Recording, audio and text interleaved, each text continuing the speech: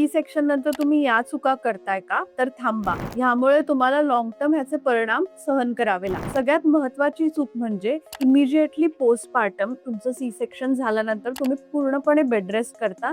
हे चुकीचं आहे. त्याच्यानंतर स्मॉल ऍक्टिव्हिटीज, थोडेसे मोबिलिटी करणं गरजेचं असतं. दुसरी महत्वाची चूक म्हणजे कोर मसल स्ट्रेंथनिंग. ह्याला आपण पूर्णपणे इग्नोर करतो. फिमेल्स जनरली बेल्ट वापरतात आणि बेल्टमुळे त्यांना वाटतं की पोट आतमध्ये जातं तर कोर मसल स्ट्रेंथनिंगची गरज नाहीये, पण हा खूप मोठा चुकीचा गैरसमज आहे.